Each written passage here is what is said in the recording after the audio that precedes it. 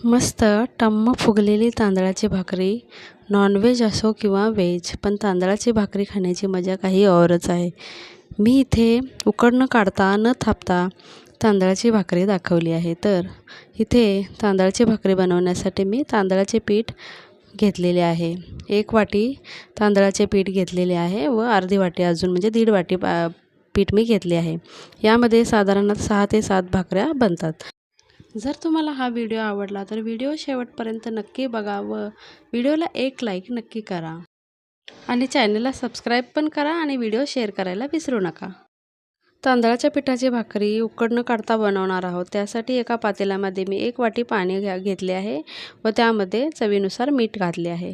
पाणी चांगलं उकळल्यानंतर जे आपण पीठ घेतलं होतं त्यामध्ये हे सर्व पाणी घालून द्यायचं आहे व चमच्याच्या साहाय्याने व्यवस्थित मिक्स करून घ्यायचं आहे आणि पीठ थोडं थंड झाल्यानंतर आपल्याला हे हाताने व्यवस्थित असं मळायचं आहे. थंड पाणी घालून थोडं थोडं असं हे पीठ व्यवस्थित असं मळून घ्यायचं आहे. हे बघा, अशा पद्धतीने हे पीठ मी मळून घेतलं आहे. अगदी व्यवस्थित आपलं पीठ मळून झालेलं आहे. त्यानंतर भाकरीसाठी एक गोळा मी घेतलेला आहे.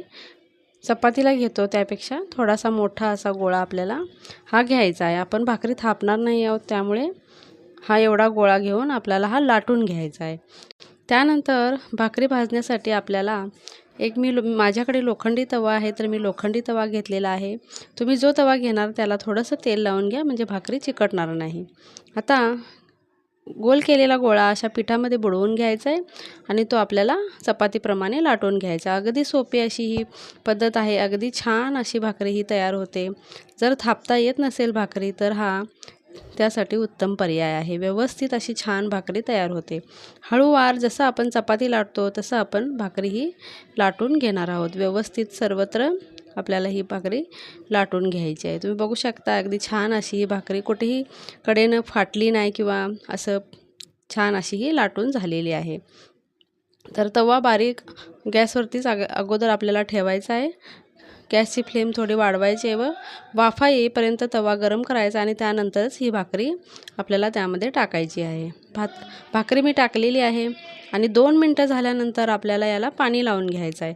तुम्हाला जर हाताने पाणी लावायला जमत नसेल तर एक स्वच्छ कॉटनचा कपडा छोटासा घ्या आणि त्याने पाणी लावा. 1-2-3 मिनटं झाल्यानंतर वरचं पाणी पूर्ण सुकल्यानंतर ही भाकरी आपल्याला परतून टाकायची आहे अशा पद्धतीनं. त्यानंतर अजून 2-3 मिनटं झाल्यानंतर ही भाकरी पुन्हा परतवून आपल्याला भाजायची आहे. अगदी छान अशी व्यवस्थित चवीला अशी भाकरी ही लागते.